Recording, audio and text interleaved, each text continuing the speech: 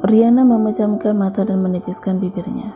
Mas Dimas, aku akan buktikan, potong Dimas sambil berdiri. Tanpa permisi, laki-laki itu pun berjalan pergi. Riana menatap jenuh laki-laki itu, lalu berpaling keluar jendela, mencari jalan agar Dimas mau melepasnya. Riana melihat nama yang terpampang di ponsel miliknya. Dia melengkungkan sedikit bibirnya dan menerima panggilan itu. Mas Alex, sapanya. Kau memang pintar, Tris. Bravo, kamu terkenal sekarang. Tawa Alex memenuhi speaker telepon Riana.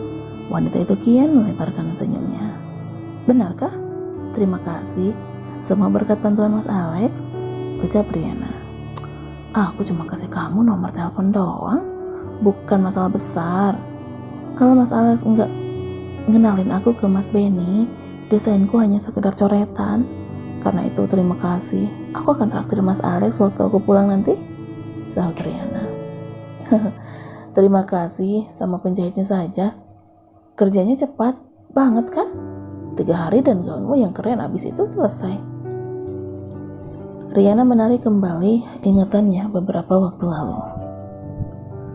Saat dia meminta nomor telepon penjahit kenalan Alex. Kemudian di bawah teriknya matahari, dia datang sendiri sambil membawa desain dan kain batik di tangannya menuju rumah sang penjahit sewaannya itu. Hingga laki-laki itu berhasil mewujudkan sketsanya menjadi sebuah gaun indah yang dipakai Sita kemarin malam. Aku memang harus terima kasih ke banyak orang, Mas. Kemarin, kalau bukan karena temanku, mungkin gaun itu akan jadi pajangan doang. Riana menarik napas dan mendesah. Dia pun tersenyum karena kemarin hampir saja dia menyerah. Sebab sampai keberangkatannya ke Singapura, kemarin siang gaun itu belum jadi. Dia baru mendapat konfirmasi dari sang penjahit bahwa gaun rancangannya telah siap ketika dia sudah ada di negara Singapura itu. Bener, aku juga harus terima kasih sama temanmu itu. Riana mengangkat alisnya. Oh, kenapa Mas? Ya karena kalau gagal, nama baikmu akan hancur dan aku yakin agensi yang baru saja aku buka ini pasti terkena imbasnya. Riana tersenyum, wanita itu mengerti maksudnya itu. Baiklah, nanti kita makan malam bersama dengan temanku itu, bagaimana? Siap. Sementara Xianli menatap geram televisi dan ponselnya yang begitu gencar membahas Riana. Trending topik soal gaun Riana dan kerendahan hatinya mengalahkan skandal Riana sang pelakor yang sempat viral beberapa waktu sebelumnya. Jadi ini yang kau dapat setelah kau bersusah payah merusak nama baiknya. Xianli menoleh. Dia menatap geram manajer pribadinya yang sedang menata pakaian-pakaian itu. Wanita itu mematikan layar televisi dan berjalan menuju balkon. Aku kan sudah kasih tahu kamu peringatan, jangan percaya Elena, tapi kamu, diam, gak usah ikut campur, hardik Xianli. Wanita yang menjadi manajer Xianli selama beberapa tahun ini menggelengkan kepalanya. Nasihat yang tidak pernah didengar oleh Xianli, artis asuhannya yang memanfaatkan karir di dunia model dan perfilman setelah Eric mendapuknya sebagai brand ambassador salah satu merek yang ada dalam naungan The Royal itu. Dia menatap ongkongan gaun mewah yang ada di depan dus. Di dalam dus, beberapa robekan yang sengaja dibuat Xianli membuat gaun itu terlihat seperti kain tidak berguna yang bertabur kristal dan batu mulia lainnya. Gaun ini jadi dibawa ke Riana. Xianli menoleh. Dia menatap gaun buatan Riana yang ada di dus itu dan menghampirinya perlahan. No, ambil fotonya dan sebarkan di semua media sosialku. Titah Xianli sambil melangkah pergi. Tapi lakukan atau kau bisa berhenti jadi manajerku, seru Xianli dari balik pintu kamar mandi. Elena berjalan mondar-mandir di kamar hotelnya. Berita yang tersiar bukan hanya menyudutkan Xianli, tapi juga mengancam posisinya. Sedari pagi, ponselnya sudah dibombardir dengan ratusan telepon dari Glamorous Pusat yang mempertanyakan tanggung jawabnya.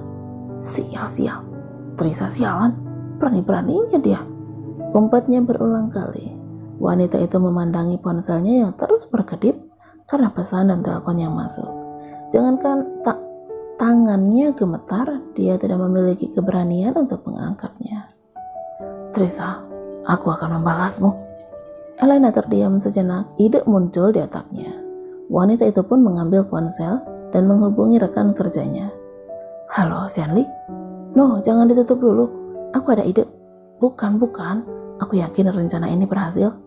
Orang-orang saat ini berada di pihak Trisa, tapi kita bisa membalikkan situasi.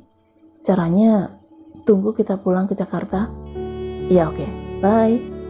Mata Elena berbinar, senyum seringai terbentuk di bibir merahnya. Saat ini, kamu bisa tertawa, Trisa, tapi itu tidak akan lama. Kamu pikir hanya sampai di situ kemampuanku? Dengan mengkeret kopernya, Riana melangkah cepat keluar dari bandara dan masuk ke dalam mobil yang sudah terparkir menunggunya di pintu keluar. Mas Alex, terima kasih sudah mau jemput, ucap Riana sambil memasang seatbeltnya. Sama-sama, hari ini aku cuma antar Ayu ke spa, besok dia ada audisi untuk film luar, jadi aku nggak sibuk. Oh, film luar? Wah, makin bersinar aja si Ayu.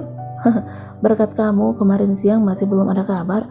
Tadi pagi aku dihubungi, cerita Alex dengan tawa lebarnya. Itu rezekinya Mas Alex sama Ayu. Kalau Mas Alex nggak rajin cari kabar audisi, terus hubungi mereka, mana mungkin mereka bisa tahu, ya kan? Oh ya, Ayu dipanggil sebagai saksi korban soal pelembab WOW yang waktu itu. Apa kamu juga dapat panggilan? Tanya Alex tiba-tiba. Riana mengerutkan alis, dia menatap Alex lalu membuka ponselnya. Enggak ada tuh, kapan dapat infonya? Tadi pas mau berangkat jemput kamu, kepolisian bilang mereka sudah dapat bukti baru. Dengar-dengar sih dalangnya si Kathleen, jelas Alex. Riana menatap ke depan, keduanya sibuk dengan pikiran masing-masing. Mereka lantas saling bertukar pendapat, hingga Riana tiba-tiba mengganti tujuannya. Loh, memangnya kamu mau kemana? Tanya Alex. Aku lupa kalau ada janji sama klien, Mas. Aku minta tolong anterin koperku ke kos ya.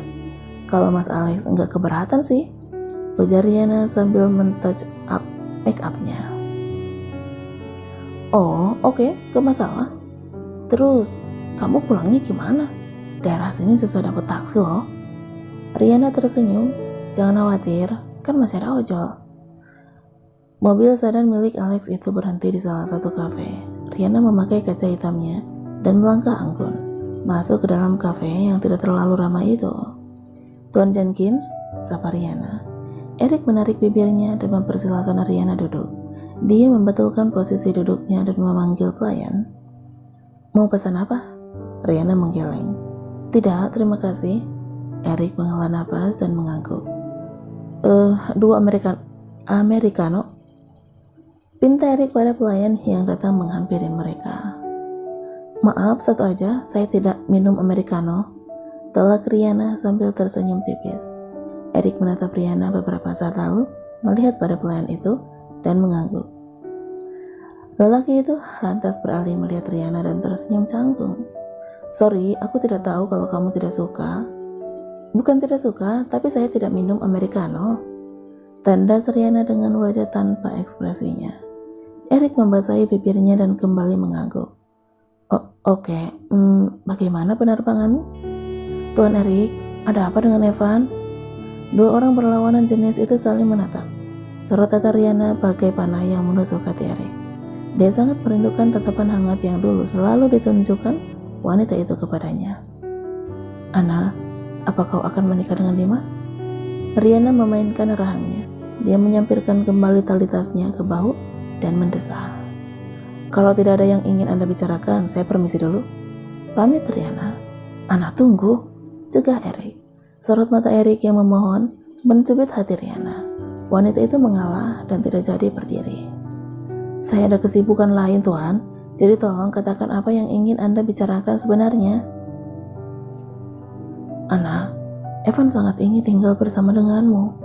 Setiap hari dia selalu bertanya kapan dia bisa bersamamu. Riana melipat bibirnya. Ludahnya terasa susah ditelan. Hatinya sakit bila memikirkan putranya. Dia juga sangat ingin bersama putranya sematawayangnya itu, tapi situasi dan kondisinya tidak memungkinkannya. Dia takut Evan akan lebih terluka bila dia memaksa untuk bersama. Kondisi psikolognya yang masih belum pulih, serta rencananya yang belum selesai, menjadi penghalang baginya. Kalaupun dia membatalkan pembalasan dendamnya, kondisi psikologinya dapat mengganggu perkembangan sang putra. Tuan Jenkins, saya menyanggupi Evan untuk tinggal bersama saya, tapi bukan berarti untuk selamanya. 1 atau 2 malam, saya rasa sudah cukup, tegas Riana. Hatinya sangat sesak saat mengucapkan kalimat itu, tapi tidak ada pilihan lain. Dia harus melakukannya. Ana, apa karena kau masih membenciku, jadi kau menolak anakmu sendiri? Bukankah itu tidak adil buat Evan? Benci, aku akan muncul jika saya masih memiliki perasaan pada Anda. Tapi tidak, saya sudah tidak memiliki perasaan apapun kepada Anda. Saya tidak menolak Evan. Saya tadi sudah katakan, bukan? Evan bisa bermalam. Bukankah itu sama saja? Yang Evan inginkan adalah tinggal bersamamu. Maaf, tapi itu tidak mungkin. Banyak yang harus saya kerjakan, dan itu akan memakan waktu saya. Apakah karirmu jauh lebih penting dari anakmu? Ana, kalau masalah finansial, aku masih sanggup untuk memenuhinya.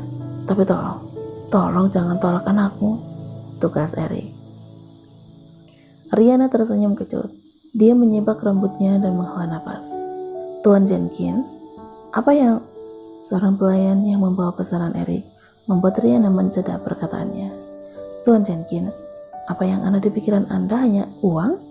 Kalau itu yang Anda pikirkan, maaf, Anda salah besar. Saya bekerja karena saya tidak mau bergantung pada siapapun. Lanjut Riana setelah pelayan itu pergi. Tatapan dan suaranya sangat dingin.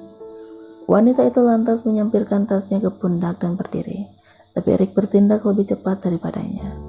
Eric memegang lengan atas Riana dan menatapnya sendu. Ana, please. Kamu tahu bukan itu maksudku. Oke, kalau kamu tidak lagi memiliki perasaan padaku. Tapi tapi tolong pikirkanlah Evan. Dia masih kecil. Dia sangat membutuhkanmu. Aku tidak tega melihat dia setiap hari, setiap malam, selalu membawa potretmu kemanapun. Bahkan saat dia tidur, dia selalu memeluk fotomu, Ana. Dia menginginkanmu. Dan aku juga. Sambung Eric dalam hati. Eric melepas pegangan tangannya dari lengan Riana dan menunduk. Air mata yang bersembunyi di balik kelopaknya keluar begitu saja. Mendengar cerita Eric, Riana pun tidak bisa menahan tangisnya. Dia menghapus cairan bening yang meluncur ke pipinya berulang kali dan mengalihkan pandangannya ke arah lain. Saya akan pindah di apartemen S Garden. Evan bisa bermalam dengan saya di sana sewaktu-waktu. Besok sore saya mulai tinggal di sana, ucap Riana lalu beranjak dari sana. Menyerah dan pasrah, itulah yang dilakukan Riana. Hatinya tidak mampu lagi untuk mengabaikan putranya. Dia tidak sanggup. Aku harap aku melakukan sesuatu yang benar, lirik Riana dalam hati, yang kini diliputi rasa cemas dan takut. Cemas, karena ia tidak mau peristiwa yang menimpa adiknya juga terjadi pada putranya. Dia juga takut tidak bisa melindungi buah hatinya itu. Eric menatap kepergian Riana dengan senyum syukur karena penantian Evan terbayar. Tapi tatapan laki-laki itu berubah sendu saat mengingat ucapan Riana. Ana, apa benar kau tidak lagi memiliki perasaan apapun padaku? Apa aku benar-benar sudah terlambat? Eric memejamkan matanya, berusaha keras menahan cairan bening itu mengalir. Dadanya terasa sesak dan sakit. Wanita yang selalu tersenyum hangat padanya, wanita yang dunianya hanya berputar padanya, kini berubah 180 derajat.